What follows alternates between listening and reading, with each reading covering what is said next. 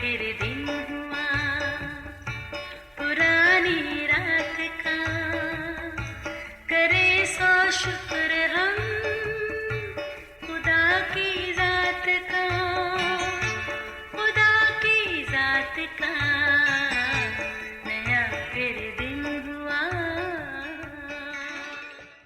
आज की आयत। गर्ज खुदावंद में और उसकी कुदरत के ज़ोर में मजबूत बनो। इफसियों 6 बाब 10वीं आयत। अजीज़ों, अक्सर हमारे छोटे बच्चे कुछ ऐसा कर गुजरते हैं जो ठीक नहीं होता, पर हम अक्सर नज़रअंदाज करते और कहते हैं चलें बड़ा होगा तो सब ठीक हो जाएगा, मगर ऐसा होता नहीं। किसी भी छोटी चीज़ को मामूली समझकर नज़रअंदाज नहीं करना चाहिए। अगर वक्त के साथ आदत पक्की हो जाए तो फिर यही कहा जाता है, अब पछताए क्या हुआ जब चिड़ियाँ चुग गईं खेत। अजीज़ों, कुछ चीज़ों को नज़रअंदाज करने में कुछ मज़ायका नहीं, मगर चंद मामलात में ऐसा रवैया ख़तरनाक भी हो सकता है। मसलन जिस्मानी कमज़ोरी में किसी छोटी तकलीफ़ को ही ले लीजिएगा, फिर एक वक्त ऐसा भी आता है कि वो बड़े मर्ज की सूरत में जब मंजरे आम पर आता है तो अक्सर सुनते हैं कि अब तो मर्ज तीसरी चौथी स्टेज तक पहुंच गया है, लिहाजा इलाज मुमकिन नहीं रहा। बात वही, अगर इब्तिदा से ही कंट्रोल हो जाए तो बड़े ख़तरे से बचा जा सकता है। अजीज़ों, आपने हाथी के बच्चे को ज़मीन में गाड़े हुए किले से बंधा ज़रूर देखा होगा। वो कई बार खुद को इससे छुड़ाने की कोशिश तो करता है, मगर हर बार नाकाम रहता है। फिर ये बात वो अपने जहन में बिठा लेता है कि ये काम मेरे बस में नहीं। यूँ जवानी में जब वो भरपूर ताकत में होता है तो कभी खुद को छुड़ाने की कोशिश नहीं करता। ऐसा हरगिज़ नहीं कि उसमें कुव्वत नहीं, बल्कि वो सिर्फ ज़हनी गुलामी का शिकार रहता है। वरना ये हाथी अपनी ताकत से दरख्त तक उखाड़ देता है और अपनी कुव्वत के बलबूते पर और भी बड़े काम कर सकता है। अजीज़ों, बिलाशुबा बच्चे की पहली दरस का माँ की गोद है।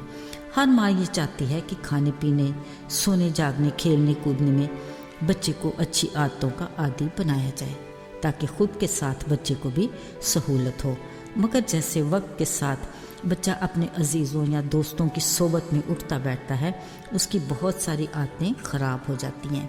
ऐसे मौका पर अहले दानिश कहते हैं, बुरी सोबतें अच्छी आदतों को बिगाड़ देती हैं जो शख्सियत में ख़राबी का बायस बनती हैं। ये आदतें रफ्ता रफ्ता उम्र के साथ पक्की हो जाती हैं, जिनको छोड़ना मुश्किल हो जाता है, और फिर हम बड़े ही मासूमाना अंदाज में कह देते हैं क्या करें, ये मेरी आदत है। अजीज़ों, आदत की गुलामी एक ऐसी बीमारी है जो कुल जहान का 75% बनी नौ इंसान इसमें मुब्तला है।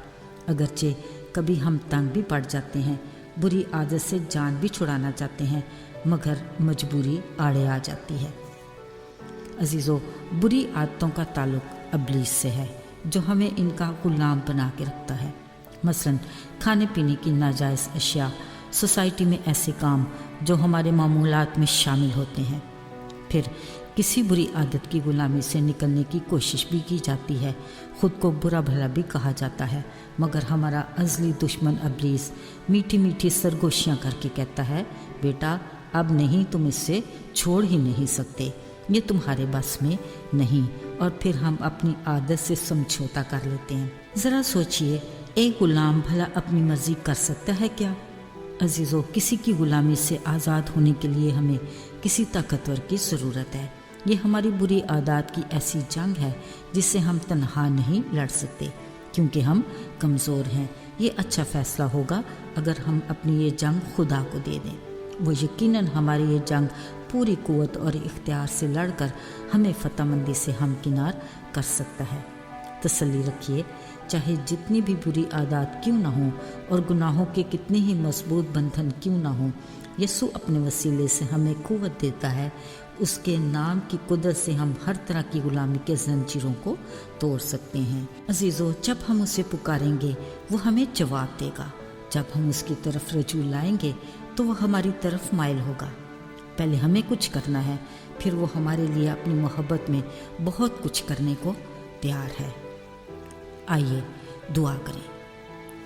आए आसमानी बाप, ہمارے خدا، ہم اس بات کا اقرار کرتے ہیں کہ ہم نے گناہ کے باعث تیری دی ہوئی بہت سی خوبیوں کو پرے دھکیل دیا، بری عادات کو اپنا لیا۔ ہم جانتے ہیں کہ ہم خود سے اس غلامی سے نہیں نکل سکتے۔ التجا کرتے ہیں کہ اپنی قدرت کے نام کی قوت سے ہمیں آزاد کر۔ ہماری التجا کو یسوع کے نام سے سن لے اور جلد جواب دے، آمین۔